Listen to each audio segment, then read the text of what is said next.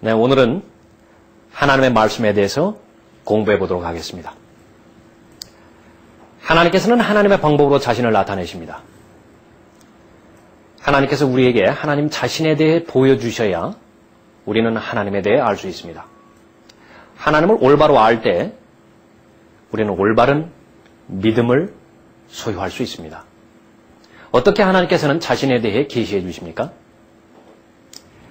하나님께서는 첫 번째로 자연을 통해 하나님께서 계시다는 사실을 알려주십니다. 로마서 1장 19절 20절에 기록되기를 이는 하나님을 알만한 것이 그들 속에 나타나 있기 때문이니 하나님께서 그것을 그들에게 보이셨습니다. 세상의 창조 때부터 그분에 속한 보이지 않는 것들이 분명히 보여졌고 심지어는 그분의 영원한 능력과 신격까지도 만들어진 것들에 의해 알려졌으므로 그들이 변명하지 못하느니라. 창조주가 계시다라고 하는 사실을 자연을 통해 알려주시는 것입니다. 누군가가 이 자연을 만드셨다는 사실을 알 수 있게 해주십니다. 지식이 있건 없건 간에 우연히 자연은 생기지 않았다는 사실을 나타난 현상들을 통해서 알 수 있습니다. 시편 19편 1절에 이렇게 기록되어 있습니다. 하늘들이 하나님의 영광을 선포하고 창공이 그의 손으로 하신 일을 나타내는도다. 두 번째로 하나님께서 자신에 대해 계시해 주시는 방법은 율법과 하나님의 계명을 통해서 계시해 주십니다. 출애굽기 24장 12절에서 주께서 모세에게 말씀하시기를 너는 산으로 내게 와서 거기에 있으라. 내가 너에게 내가 기록한 돌판들과 율법과 계명들을 주어 너로 그들을 가르치게 하리라 하시니라. 하나님께서는 유대인에게 하나님의 율법과 하나님의 계명을 통해서 하나님의 성품을 계시해 주십니다. 율법을 통해서 하나님의 계획과 하나님의 법을 계시해 주시는 것입니다. 하나님께서는 이방인에게 자신들의 양심을 통해서 하나님을 알려주십니다. 로마서 2장 14절 15절입니다. 율법이 없는 이방인들이 본성으로 율법에 있는 일들을 행할 때에는 율법이 없어도 이것들이 스스로에게 율법이 되나니 그들의 양심이 증거하고 그들의 이성이 송사하거나 서로 변명하여 그들의 마음에 기록된 율법의 행위를 보여주느니라. 유대인에게는 돌판과 율법과 계명들을 주셔서 하나님의 법을 알게 해주셨습니다. 하나님의 계명들이 없는 이방인들에게는 양심을 통해서 하나님의 계명에 있는 하나님의 법을 알게 하셨습니다. 본성적으로 율법에 기록된 것을 알고 있는 것입니다. 율법에 기록된 내용을 어기려고 할 때 양심이 소리칩니다. 인간의 양심은 하나님의 계명을 잘 알고 있습니다. 죄를 지으려고 할 때 괴로워하는 것은 그의 양심의 기능 때문입니다. 그 양심의 소리에 귀를 막으면 양심이 마비되는 것입니다. 바로 범죄하는 것입니다. 하나님께서는 모든 죄인들에게 예수 그리스도를 통해서 하나님을 알게 해주십니다. 요한일서 1장 1절 2절 말씀입니다. 태초부터 계셨고 우리가 들었으며 우리 눈으로 보았고 주목하여 살폈으며 우리 손으로 직접 만졌던 생명의 말씀에 관해서라. 그 생명이 나타나심에 우리가 보았고 증거하였으며 너희에게 그 영원한 생명을 보여주었으니 그 생명은 아버지와 함께 계셨으며 우리에게 나타나셨느니라. 하나님께서는 아들의 인격을 통해서 우리에게 내려오셨습니다. 로마서 3장 21절 22절에서도 그러나 이제는 율법 없이 하나님의 의가 나타났으니 율법과 선지서들을 통해 증거된 것이니라. 곧 하나님의 의는 예수 그리스도를 믿음으로 인한 것으로 모든 자와 믿는 모든 자에게 미치나니 차별이 없느니라. 하나님께서는 자연을 통해서 자신을 계시해 주시죠. 하나님께서는 율법을 통해서 또 양심을 통해서 자신을 계시해 주십니다. 하나님께서는 하나님의 의이신 예수 그리스도를 통해서 자신을 나타내 주십니다. 이제 또 어떠한 방법으로 하나님께서는 자신을 나타내 주십니까? 바로 성경 하나님의 말씀입니다. 하나님께서는 모든 사람에게 성경을 통해 자신을 나타내 주십니다. 디모데후서 3장 16절입니다. 모든 성경은 하나님의 영감으로 주어진 것으로 교리와 책망과 바로잡음과 의로 훈육하기에 유익하니 이는 하나님의 사람이 온전하게 되며 모든 선한 일에 철저히 구비되게 하려 함이니라. 성경을 모르고는 하나님이 누구신지 알 수 없습니다. 하나님께서는 모든 사람이 하나님의 의이신 예수 그리스도를 통해 구원받기를 원하십니다. 하나님께서는 구원받은 모든 사람이 하나님의 진리의 지식에 이르기를 원하십니다. 이것이 하나님께서 기뻐하시는 뜻이라고 말씀하십니다. 디모데전서 2장 3절 4절 말씀입니다. 이것이 우리 구주 하나님 앞에 선하고 기뻐하실 만한 일이니 하나님께서는 모든 사람이 구원을 받고 진리의 지식에 이르기를 원하시느니라. 그리스도인은 반드시 성경을 알아야 합니다. 성경은 하나님의 영감으로 주어졌고 하나님의 섭리로 보존되었습니다. 이 사실을 분명하고 정확하게 또 확신 있게 알아야 할 것입니다.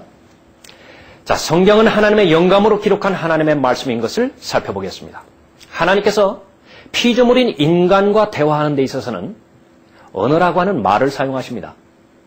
하나님께서는 하나님의 입에서 나오는 직접적인 육성의 말을 통해서 사람들과 대화하셨습니다. 아담에게 그러하셨고 아브라함에게 그렇게 하셨고 또 모세를 부르셨고 사무엘에게도 직접적인 육성을 통해서 대화하신 것입니다. 하나님께서 말씀을 하심으로 나타나신 것입니다. 하나님께서는 피조물인 인간과 대화하는 데 있어서 또 육성인 말뿐만 아니라 기록된 말을 사용하십니다. 이 기록된 하나님의 말씀이 바로 성경입니다. 성경은 사람에게 직접적으로 들려오는 하나님의 음성보다 더 확실하다고 말씀하십니다. 마태복음 17장에서 예수 그리스도께서 변형될 때 베드로는 그곳에 있었습니다. 그곳에서 직접적으로 하나님의 육성의 말씀을 듣습니다. 이는 내 사랑하는 아들이요 그 안에서 내가 기뻐하노니 너희는 그의 말을 들으라. 시간이 많이 지난 후일 베드로는 그 경험을 기억합니다. 그리고 그 하나님의 육성의 말씀보다 더 확실한 것이 하나님의 기록된 말씀이라고 말하는 것입니다. 베드로후서 1장 17절부터 19절 말씀입니다. 지극히 큰 영광으로부터 이러한 음성이 그에게 들려오기를 이는 내 사랑하는 아들이요 그 안에서 내가 기뻐하노라 하실 때에 그가 하나님 아버지로부터 존귀와 영광을 받으셨느니라. 이 음성은 우리가 그와 함께 거룩한 산에 있을 때에 하늘에서 나오는 것을 들은 것이라. 우리에게 더 확실한 예언의 말씀이 있어 어두운 곳을 비추는 등불과 같으니 날이 새어 샛별이 너희 마음에 떠오르기까지 너희가 이 예언의 말씀을 주의하는 것이 잘하는 것이라. 성경은 직접적으로 들려오는 하나님의 음성보다 더 확실한 것입니다.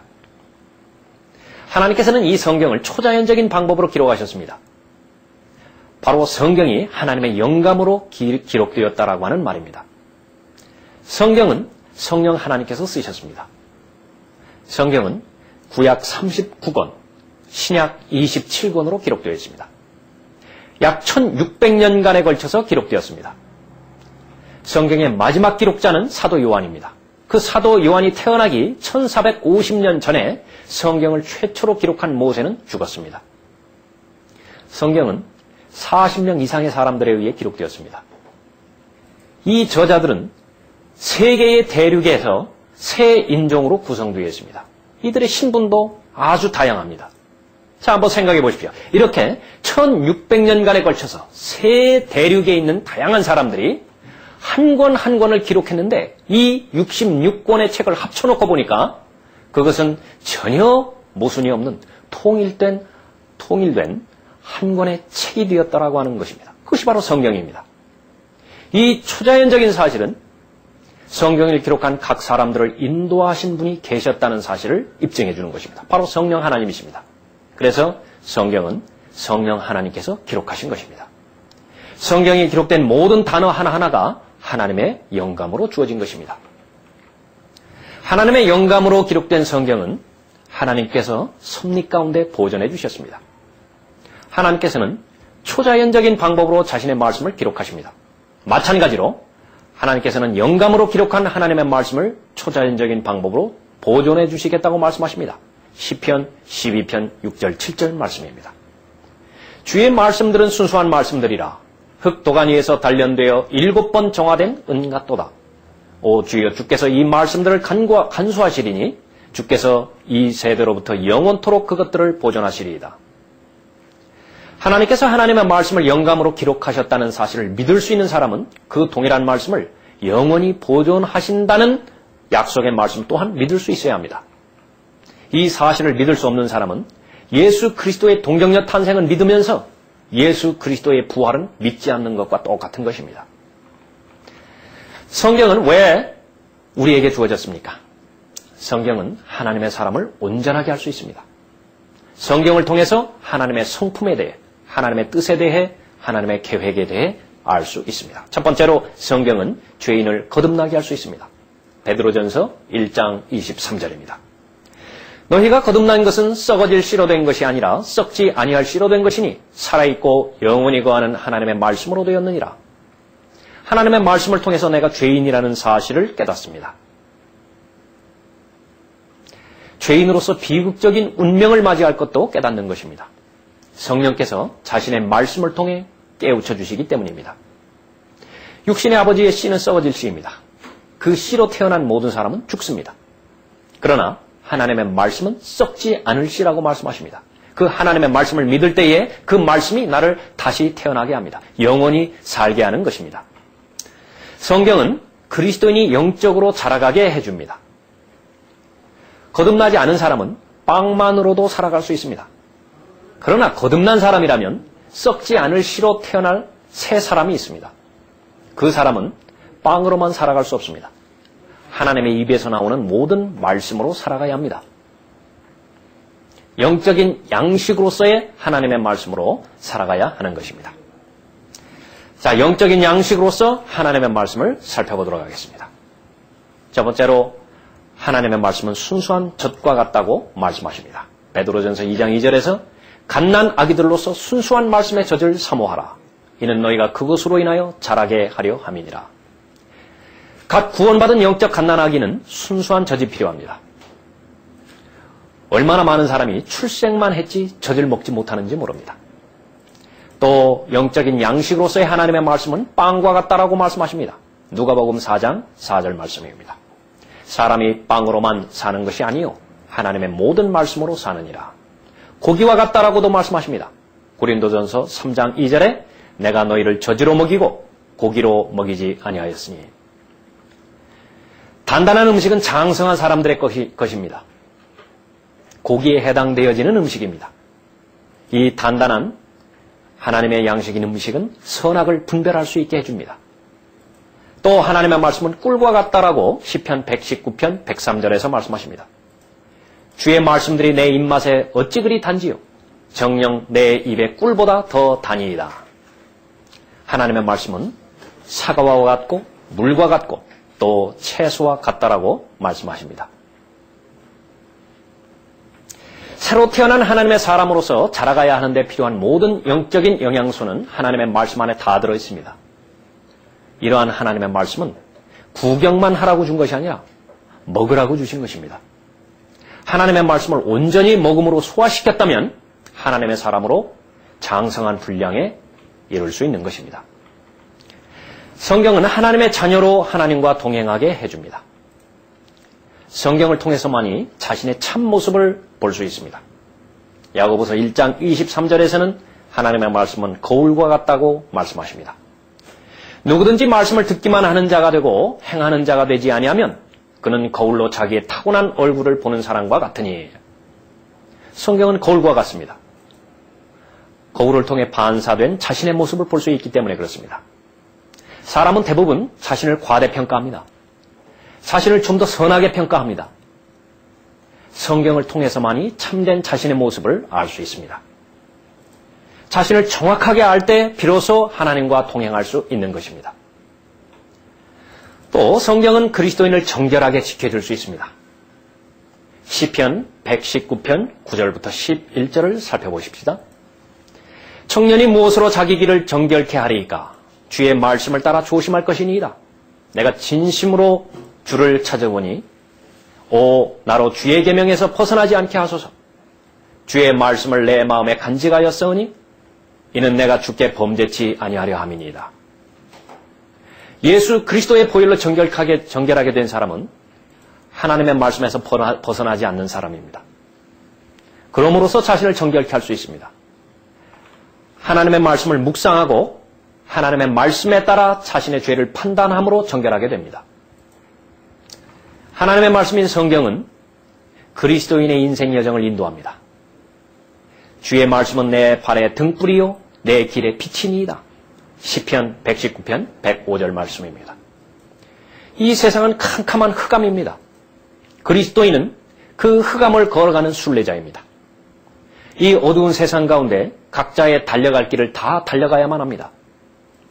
하나님의 말씀으로 인도받지 못한다면 영적인 소경으로 갈 바를 알지 못한 채 인생을 방황하며 떠돌아다녀야 합니다.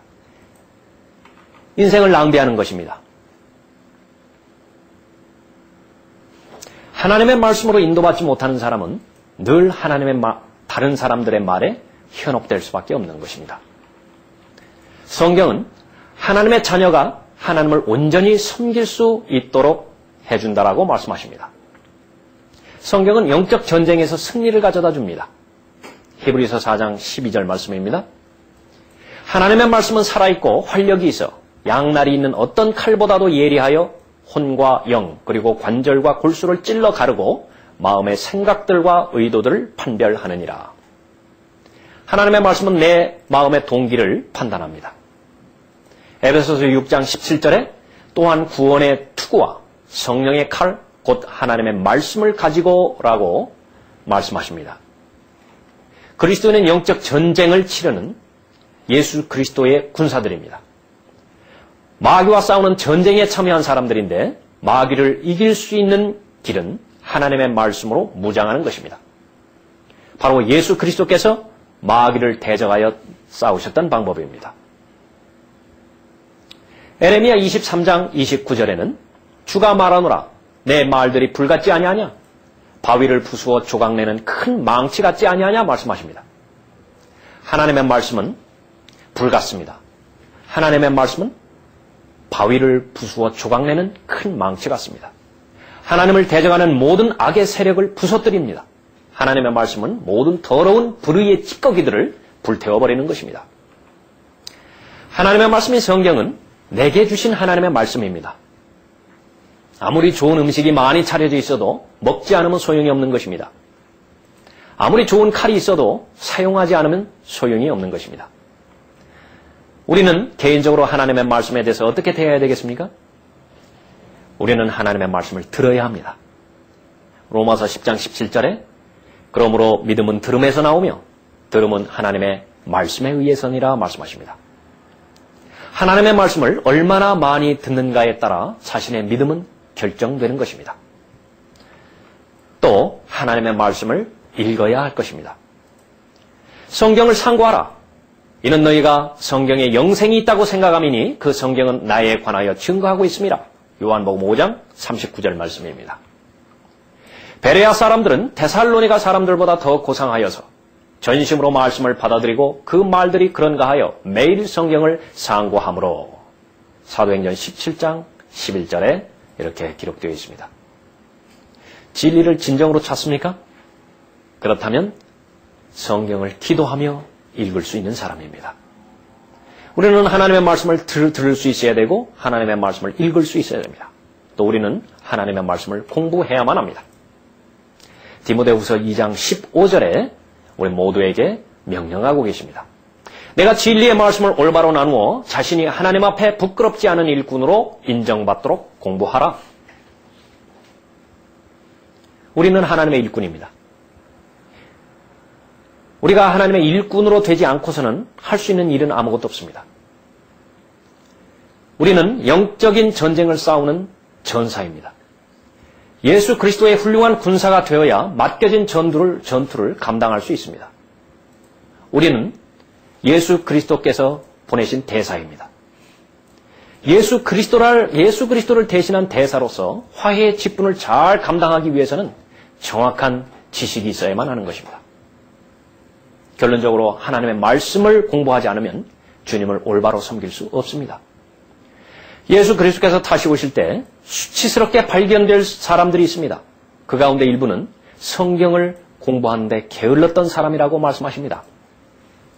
그때로 보면 너희가 마땅히 선생들이 되었어야 할 터인데 이제 다시 하나님의 말씀의 기초 원리들이 무엇인지를 누군가가 너희에게 가르쳐 주어야 하니 젖이 필요한 사람들이지 단단한 음식을 필요로 하는 사람들이 되지 못하는도다. 히브리서 5장 12절에서 말씀하십니다.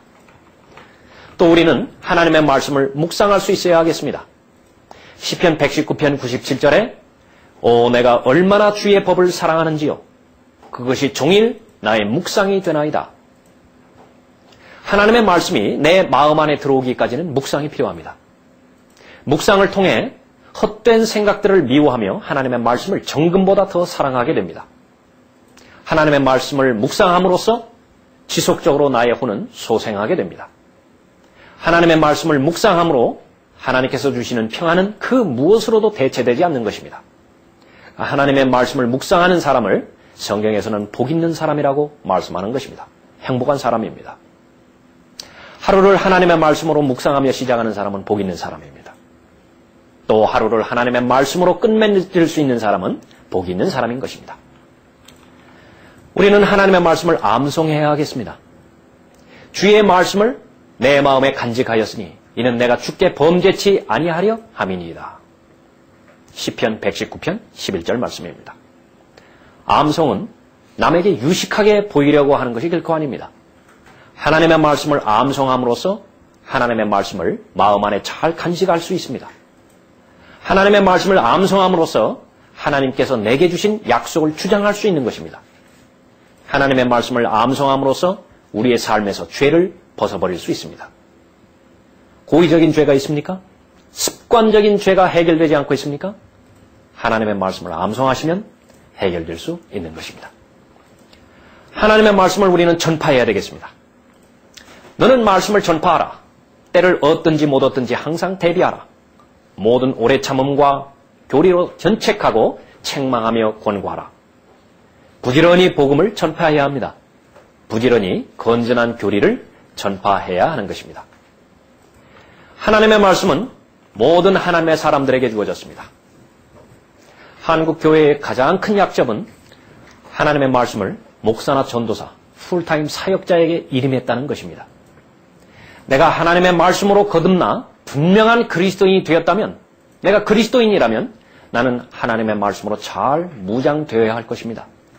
그래서 하나님께서 맡겨주시는 선한 일에 철저히 구비되어야 할 것입니다.